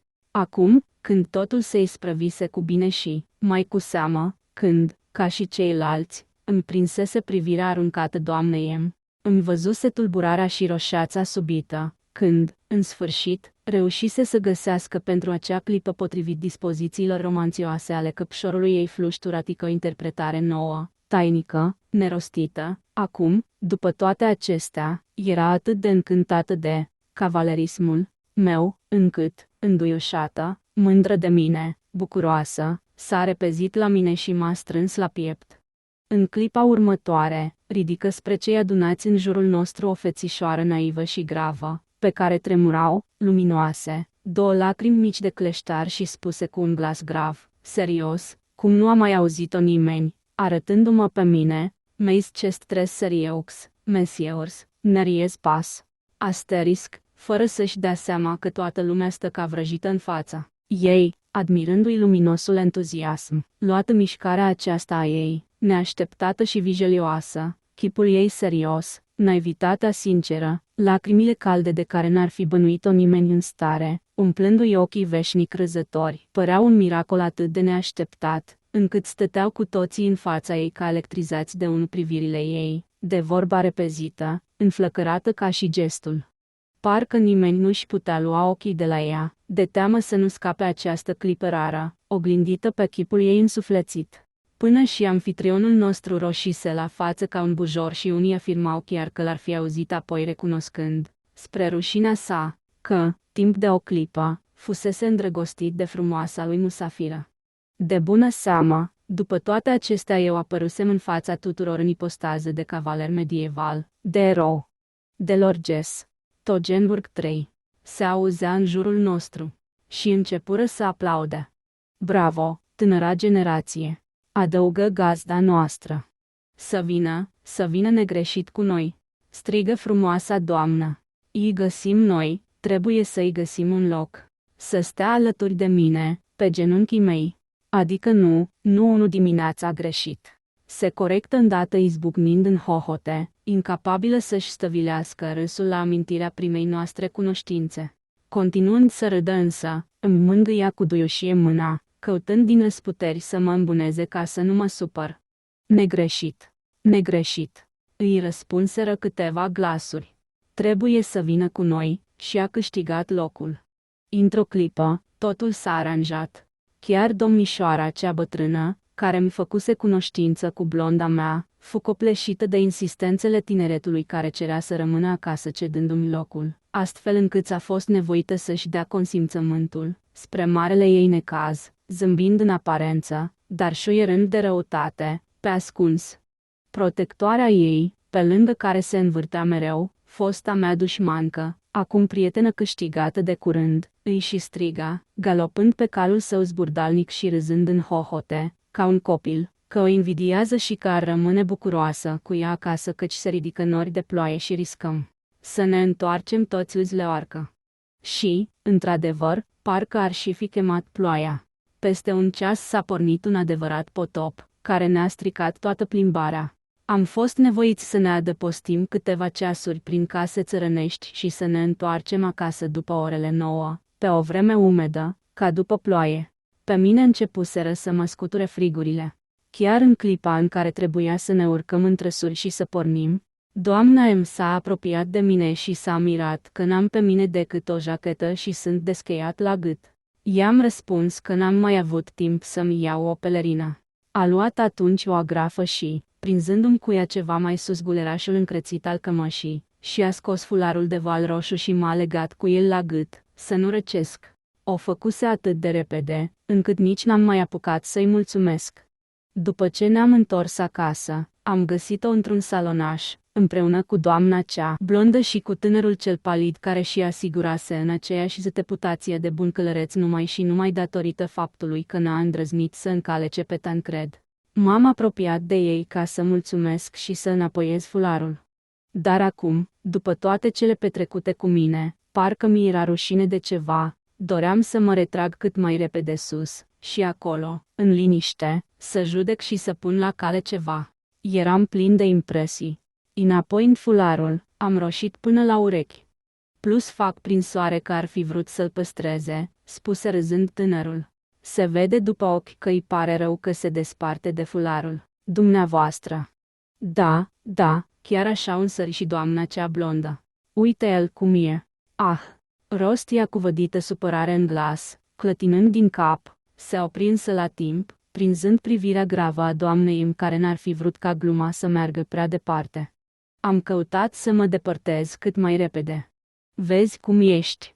Începu ștrengărită, ajungându-mă din urmă în odaia de alături și apuiindu-mă prietenește de amândouă mâinile. Dacă țineai atât de mult să-i păstrezi fularul, nici nu trebuia să îl dai. Puteai să spui că l-ai uitat pe undeva, și gata. Vezi cum ești. Nici atâta nu te-ai priceput. Caragiosule. Îmi dădu ușurel cu degetul peste bărbie, râzând pentru că mă făcusem roșu caracul. Acum suntem prieteni, nu-i așa? S-a terminat cu dușmânia dintre noi, ce zici? Da ori ba. Am zâmbit și am strâns în tăcere degetele subțiri. Ei vezi, așa mai merge. Dar de ce ești acum atât de palid și tremuri tot? Ai frisoane? Da, nu mă simt bine. Vai, sărăcuțul de el. Asta e din cauza emoțiilor prea tari. Știi ceva? Du-te mai bine la culcare, fără să mai aștepți ora mesei. La noapte o să-ți treacă. Hai, vină. Mă conduse sus. Mi-a dat tot felul de îngrijiri. Lăsându-mă să mă dezbrac, a coborât în grabă scara, a făcut rost de ceai și l-a adus singură, după ce m-am culcat. A adus și o pătură groasă. Cred că toate aceste servicii și grija ei pentru mine m-au surprins și m-au înduioșat foarte mult, sau poate dispoziția aceasta fusese provocată de evenimentele zilei, de plimbarea și febra mea. Fapt e că, spunându-i noapte bună, am îmbrățișat-o cu căldură și putere ca pe prietenul meu cel mai drag, cel mai duios și în aceeași clipă emoțiile trăite mi-au copleșit inima, dintr-o dată neputincioasă. Ghemuindu-mă la pieptul ei, plângeam aproape. Dându-și seama de emoția mea, ștrângărită părea, la rândul ei, ușor emoționată. Ești un băiețaș foarte bun, șopti ea, privindu-mă cu blândețe în ochi, și te rog să nu mai fii supărat pe mine. Nu-i așa că n-ai să mai fii? Într-un cuvânt, eram acum prietenii cei mai buni, plini de iubire unul pentru altul. Deși m-am deșteptat destul de devreme, soarele mi și inundase odaia cu lumina lui vie. Am sărit din pat cu desăvârșire sănătos și împrospătat, de parcă în ajun nici n-aș fi avut febră. Simțeam acum în locul ei o inexplicabilă bucurie. Aducându-mi aminte de întâmplările din ajun, mi-am zis că aș da toată fericirea vieții mele pentru ca în clipa aceea să o pot îmbrățișa ca în ajun pe noua mea prietenă, pe frumoasa blondă. Era însă prea devreme, toată lumea dormea. M-am îmbrăcat în grabă și am coborât în grădină, iar de acolo am trecut în pădurice. Căutam să ajung unde verdeața era mai deasă, unde copacii miroseau mai puternic a rășină, iar razele soarelui străbăteau cu și mai multă voioșie, parcă bucurându-se că au reușit aici colo să străpungă cețoasa învălmășeală a frunzelor. Era o dimineață minunată. Tot înaintând, am ieșit în cele din urmă în capătul celălalt al păduricii, spre râul Moscova. Curgea la vreo 200 de pași, la poalele unei colini. Pe malul celălalt se cosea iarbă. Am rămas în loc uitându-mă cum șiruri întregi de coase ascuțite scânteiază deodată în soare, la fiecare mișcare a cosașilor, cum dispar apoi din nou ca niște șerpi de foc, de parcă s-ar fi ascuns undeva, cum iarba retezată de la rădăcină cade pe o parte, în brazde destul de groase, așternute în rânduri drepte și lungi. Nu știu cât timp am stat așa contemplând, dar deodată am tresărit auzind în pădurice, la vreo 20 de pași de mine, pe drumeagul care lega drumul cel mare de conac, fornăitul și bătăile nerăbdătoare de copită ale unui cal care scurma pământul. Nu știu dacă i-am auzit chiar din clipa când călărețul a ajuns acolo și s-a oprit în loc, sau dacă auzeai de mai multă vreme zgomotele acestea în ureche, fără să mă fi putut trezi din visarea mea. Împins de curiozitate, am pătruns în pădurice și, străbătând câțiva pași, am auzit voci asterisc. Se vorbea în șoaptă, repede. M-am apropiat mai mult, dând binișor în lături cele din urmă crengi ale ultimelor tufișuri din marginea drumeagului. Și deodată m-am dat înapoi, cuprins de uimire, în fața mea a apărut rochia albă binecunoscută și un glas domol de femeie răsună în inima mea ca o muzică. Era doamna M. Stătea în picioare lângă un călăreț care îi spunea ceva în grabă, de pe cal. Spre uimirea mea, l-am recunoscut pe N, chiar tânărul acela care ne părăsise încă de ieri dimineață și de persoana căruia părea atât de preocupat domnul M. Dar se spunea atunci că pleacă undeva foarte departe, în sudul Rusiei, de aceea am și fost atât de mirat, văzându-l din nou aici, atât de dimineață și singur cu doamna M. Ea era însuflețită și tulburată cum nu o mai văzusem niciodată. Pe obrajii ei sclipeau lacrimi luminoase. Tânărul o ținea de mână, pe care o săruta a plecat din șa. Prinsesem tocmai clipa despărțirii lor. Păreau grăbiți. În cele din urmă, tânărul scoase din buzunar un plic închis pe care îl întinse doamnei M. O îmbrățișa cu un singur braț, ca și înainte, fără să se dea jos de pe cal, și o sărută lung și fierbinte. Apoi dădu pinteni calului și trecu prin fața mea ca o săgeată. Doamna M îl petrecu câteva clipe din ochi, apoi, îngândurată și tristă, se îndreptă spre casă. După ce făcu însă câțiva pași pe drumeag, păru să se fi trezit dintr-un vis, își făcu în grabă loc prin tufiș și porni spre pădurice. Am mers în urma ei, tulburat și uimit de cele văzute. Inima-mi bătea puternic în piept, ca de o sperietură. Mă simțeam amorțit, mă mișcam ca într-o ceață. Gândurile-mi erau împrăștiate, învălmășite, țin minte că mă simțeam cuprins de o mare și inexplicabilă tristețe. Din când în când, în fața mea se arăta o clipă prin verdeață rochia ei albă. Mergeam în urma ei, fără să vreau, fără să o scap din vedere, tremurând însă de frică să nu mă observe. În cele din urmă, ieși în poteca ce ducea spre grădină. Am așteptat câteva secunde și am ieșit și eu acolo. Dar mare mi-a fost mirarea când am zărit deodată pe nisipul roșietic al potecii plicul închis pe care l-am recunoscut de la prima privire, chiar plicul acela care fusese înmânat cu 10 minute înainte doamnei M. L-am ridicat de jos, nu era nimic scris pe el nici pe o parte, nici pe alta. Nu era prea mare, dar plin și greu, de parcă ar fi avut înăuntru vreo 3 foi, poate și mai multe. Ce era în plicul acela? Conținea fără îndoială dezlegarea întregului mister. Poate că se spuneau în el lucruri pe care nici n-a sperat să le poată rosti în graba scurtei lor întâlniri. Nici nu descălecase măcar. Poate că se grăbea ori se mai temea că nu se va putea stăpâni în ceasul despărțirii. Cine știe? M-am oprit, fără să ies în potecă, am aruncat plicul într-un loc foarte vizibil și nu l-am slăbit din ochi, cu gândul că doamna îmi va observa că l-a pierdut și se va întoarce să-l caute. Dar după ce am așteptat vreo 4 minute, n-am mai putut să rabd. Am ridicat de jos plicul găsit, l-am vărât în buzunar și am pornit în goană să o ajung din urmă pe doamna M. Am ajuns-o tocmai în grădină, pe alea cea mare, se îndrepta direct spre casă cu pași repezi, grăbită, îngândurată încă, și cu ochii lăsați în pământ. Nu știam ce să fac. Să mă apropii și să-i dau plicul. Aceasta ar fi însemnat să recunosc că știu tot, că am văzut totul. M-aș fi trădat din primul moment. Și cum aș mai fi putut să mă uit la ea după aceea? Cum s-ar fi uitat ea în ochii mei? Am tot așteptat să-și dea seama, să constate pierderea și să se întoarcă. Atunci aș fi putut să arunc pe ascuns plicul în calea ei, ca să-l găsească. Asta nu se mai putea însă. Eram prea aproape de casă, o și zăriseră ceilalți.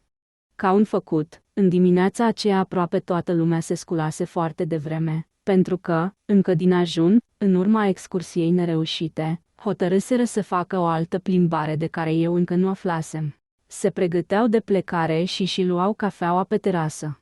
Am așteptat vreo 10 minute ca să nu fiu văzut împreună cu doamna M. Apoi, făcând un ocol prin grădină, am pornit înspre casă prin cealaltă parte, cu mult în urma ei. Ea se plimba încolo și încoace pe terasă, palidă și îngrijorată, cu mâinile încrucișate pe piept. Se vedea că se căznește să se stăpânească, să-și înfrângă zbuciumul, deznădejdea ce se citea în ochii, în mersul, în toate mișcările ei. Uneori cobora treptele și făcea câțiva pași printre răzoarele de flori înspre grădină. Ochii ei căutau atunci cu nerăbdare și aviditate, cu imprudență chiar ceva pe nisipul cărărilor și jos, pe terasă. Nu mai exista nicio îndoială. Constatase pierderea și părea să-și închipuie că și-a pierdut plicul undeva pe aici, prin apropierea casei. Da, așa era, era convinsă că așa s-a întâmplat. Mai întâi unii, apoi alții și-au dat seama cât de palidă și de tulburată era. O copleșiră cu întrebări asupra sănătății, cu sfaturi plictisitoare, iar ea era nevoită să răspundă cu glume, să râdă și să pară veselă. Uneori arunca o privire spre soțul ei, care stătea în picioare, într-un colț al terasei, de vorbă cu două doamne, și atunci biata femeie era cuprinsă deodată de același tremur nervos, de aceeași tulburare ca și în prima seară când venise el. Cu mâna în buzunar, strângeam cu strășnicie plicul și mă țineam departe de tot, rugându-mă la toți zeii ca doamna M să mă observe. Voiam să o îmbărbătez, să o liniștesc, măcar din privire, să-i spun ceva, întreagăt, pe furiș. Dar când, din întâmplare, și-a oprit ochii asupra mea, am tresărit și mi-am lăsat privirile în jos. Li vedeam zbuciumul și nu mă înșelam. Nu știu nici până acum care era taina ei, nu știu nimic în afară de cele ce am văzut cu ochii mei și ce am povestit acum. Legătura dintre ei doi era poate de altă natură decât cea pe care puteai să o bănuiești la prima vedere. Poate că sărutul acela fusese un sărut de despărțire sau încă o ultimă și neînsemnată răsplată pentru jertfa adusă în numele liniștii și onoarei ei.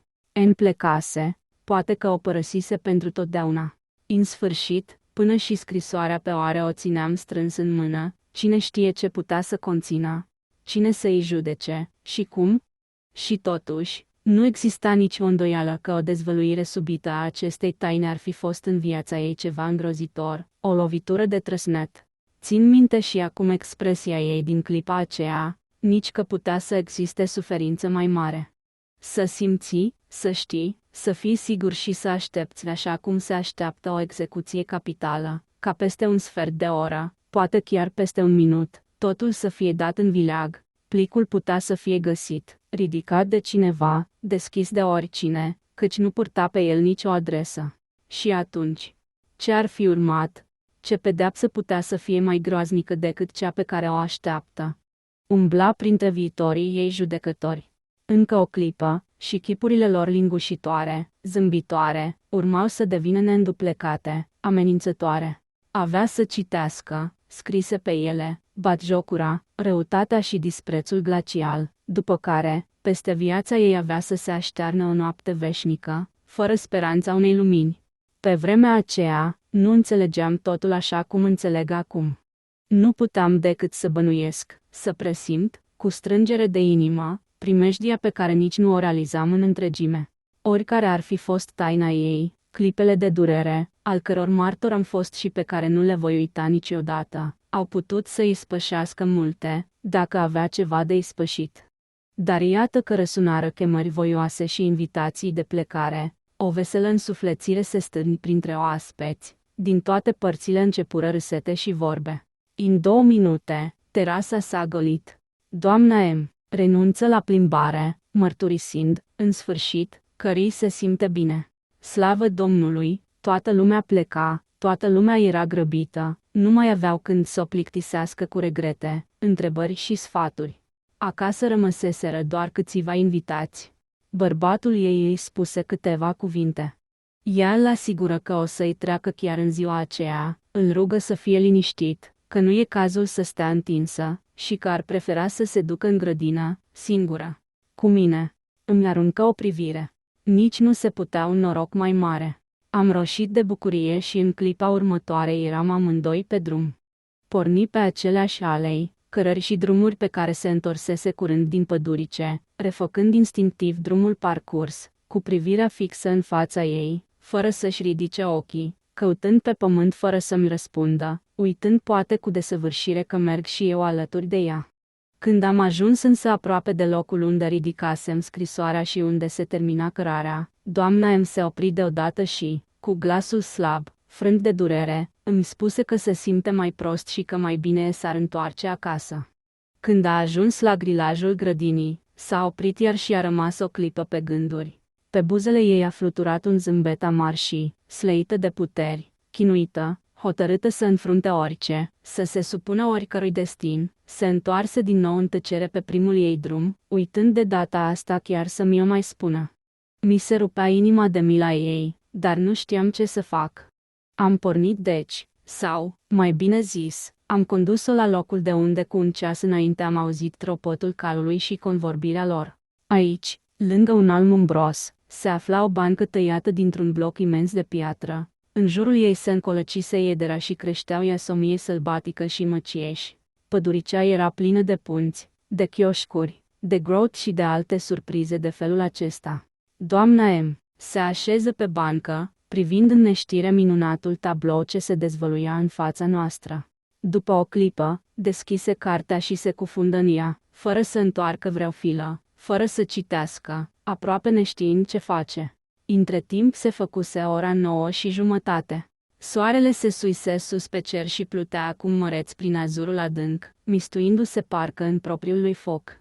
Cosașii se depărtaseră mult, aproape că nu-i mai vedeam de pe malul nostru. În urma lor se întindeau la nesfârșit brazde de iarbă cosită și rarele adieri de vânt aduceau până la noi în miresmata ei suflare. În jur răsuna neobositul concert al păsărilor, care, nici nu seceră, nici nu seamănă, ci sunt libere ca văzduhul pe care îl spintecă cu aripile lor agere. În această clipă, orice floare, parcă până și cel mai mic firicel de iarbă, înălțând miresme de jertfă, spun creatorului lor: Părinte, sunt fericită. Am aruncat o privire sărmanei femei care, numai ea, era ca o moartă în mijlocul acestei bucurii. 2 lacrimi mari, izvorâte din durerea sfâșietoare a inimii, încremeniseră pe genele ei. În puterea mea stătea să înviorez și să fac fericită biata inimă sfâșiată de durere, nu știam însă cum să procedez, cum să fac primul pas. Eram chinuit. Am vrut de 100 de ori să mă apropii de ea și de fiecare dată un sentiment mai puternic ca mine mă țintuia locului, de fiecare dată obrajii mei se îmbujorau ca focul. Deodată îmi trece prin cap un gând luminos. Găsisem mijlocul căutat, mă simțeam renăscând la viață. Nu vreți să vă culeg un buchet de flori? I-am spus cu un glas atât de voios, încât doamna m-a ridicat deodată capul și s-a uitat la mine cu atenție. Culege, rost ea, în sfârșit, cu glasul slab, zâmbând ușor, apoi își coborî iarăși ochii pe carte.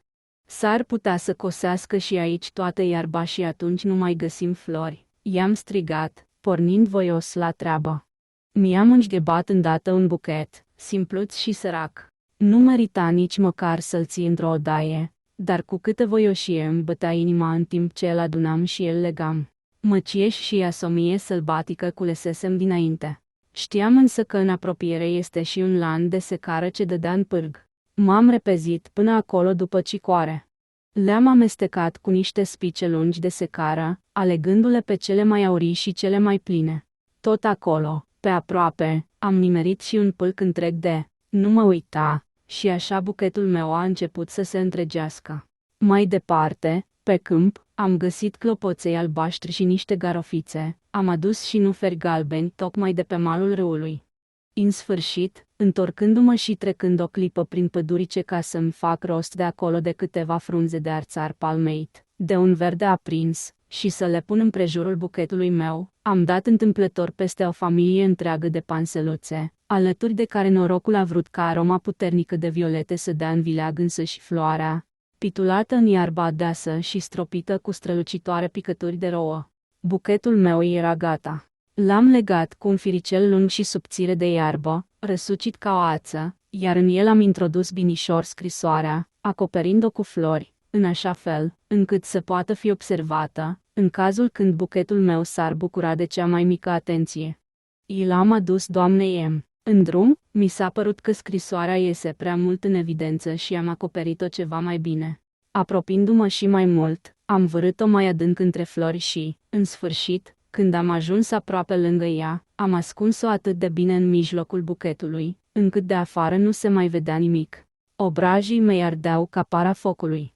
Aș fi vrut să-mi îngrop fața în căușul palmelor și să fug de acolo. Ea mi-a luat însă florile, distrată, ca și cum ar fi uitat cu totul că mă dusesem să le culeg. Întinse mâna aproape fără să privească și luă darul meu ca să-l pună îndată pe bancă, de parcă i l-aș fi oferit în acest scop, apoi își coborî iarăși, absentă, privirile pe carte. Îmi venea să plâng de necaz la gândul că am dat greș. Numai de a rămâne buchetul lângă ea, îmi ziceam în gând, de nu l-ar uita aici. M-am culcat pe aproape, în iarbă, punându-mi capul pe brațul drept, cu ochii închiși de parcă m-ar fi biruit somnul. Nu-mi luam însă ochii de pe ea și așteptam. Așa au trecut vreo 10 minute, mi se părea că doamna îmi devine tot mai palidă. Și deodată o întâmplare binecuvântată mi-a venit în ajutor. O albină mare și aurie, pe care vântulețul cel bun o adusese spre norocul meu, a zumzăit dintâi deasupra capului meu, apoi a zburat spre doamna M care s-a apărat de ea dând odată, de 2 ori din mână, dar albina parcă în adins devenea din ce în ce mai insistentă. În cele din urmă, doamna M a apucat buchetul meu și l-a agitat în fața ei. În aceeași clipă, plicul scăpă din mijlocul florilor și căzu pe cartea deschisă. Am tresărit. Doamna M a privit câteva clipe, mută de uimire, când plicul, când florile pe care le ținea în mână, nu-i venea să-și creadă ochilor. Deodată, s-a îmbujorat, s-a aprins tare la față și s-a uitat la mine. Dar eu îi și prinsesem privirea. Am închis ochii, prefăcându-mă că dorm. Pentru nimic în lume n-aș mai fi îndrăznit să o privesc drept în față. Inima mi se strângea și se zbătea în piept, ca o păsărică căzută în mâinile unui băiețaș cârliunțat de la țară. Nu mai țin minte cât timp am rămas așa, cu ochii închiși, cred că vreo 2-3 minute. În cele din urmă, m-am încumetat să-i deschid. Doamna M. sorbea cu nesat scrisoarea și, judecind după obrajii ei îmbujorați, după ochii înlăcrămați și plini de strălucire, după fața ei luminată în care fiecare trăsătură părea că freamătă de bucurie, mi-am putut da seama că scrisoarea i-a adus fericire și că ți-oți dorul și durerea. Ei se împrăștiase ei ca fumul. Și inima mea fu cuprinsă de un sentiment chinuitor de dulce, pe care mi era foarte greu să-l ascund. Niciodată nu voi uita această clipă. Deodată, de departe, se auziră chemări. Madame M. Natalie, Natalie. Nu l-a răspuns, s-a sculat însă repede de pe bancă, s-a apropiat de mine și s-a aplecat deasupra mea. Simțeam că mă privește drept în față. Genele începură să-mi tremure, M-am stăpânit însă și nu am deschis ochii. Căutam să respir cât mai egal și mai liniștit, dar bătăile nebunești ale inimii mă înăbușeau.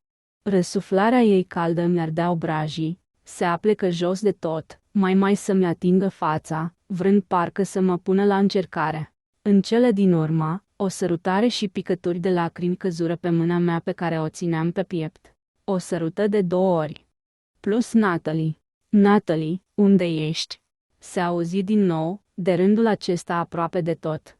Vin îndată. Rost doamna M cu glasul ei plin, argintiu, dar asurzit și tremurând de plâns, atât de încet, încât numai eu puteam să o aud. Vin îndată. Dar în aceeași clipă, în sfârșit, inima m-a trădat, trimițându-mi parcă dintr-o dată tot sângele ei în obraj. În aceeași clipă, o sărutare fugară, dar fierbinte mi-arse buzele. Am scos un țipăt ușor, am deschis ochii, dar peste ei a căzut pe dată micul fular de val ce-mi dăduse în ajun, parcă ar fi vrut să mă ferească de soare. În clipa următoare nu mai era lângă mine. N-am mai auzit decât foșnetul pașilor ei care se depărtau grăbit. Eram singur. Am apucat fularul și l-am acoperit cu sărutări, nebun de fericire, timp de câteva clipe am fost ca ieșit din minți. Venind-mi cu greu în fire, sprijinit în coată pe iarbă, priveam înaintea mea, pierdut și nemișcat, la dealurile din jur cu ogoarele lor pestrițe, la râul ce le ocolea șerpuind și, hăt departe, cât puteam urmări cu ochii, printre alte dealuri și sate împrăștiate ca niște puncte în depărtări scăldate de soare, la pădurea viorie ce abia se zărea în depărtare, fumegând în marginea cerului încins, dogoritor, încetul cu încetul, un fel de împăcare dulce, născută parcă din liniștea solemnă a priveliștii, îmi domol inima răscolită. M-am simțit ușurat și am răsuflat mai în voie. Dar sufletul meu era plin de un ascuns și dulce zbucium, de un fel de revelație și, în același timp, de o presimțire. Inima mea, care tresaltă ușor de așteptare, părea să aghicească ceva, cu steală, spaimă și bucurie. Și deodată tot pieptul meu a fost zguduit dureros de ceva ce părea să-l fi străpuns, iar din ochi mi-au izvorât lacrimi, niște lacrimi dulci. Mi-am acoperit fața cu mâinile și, tremurând tot, ca un fir de iarbă, m-am lăsat pradă celei dintâi dezvăluiri a inimii, celei dintâi treziri, încă neclare, a firii din mine. Din clipa aceea, a luat sfârșit copilăria mea. Întorcându-mă după 2 ore acasă, n-am mai găsit-o pe doamna M. Plecase împreună cu soțul ei la Moscova, pentru nu știu ce motiv neașteptat. Și nu mi-a mai fost dat să mă întâlnesc cu ea niciodată.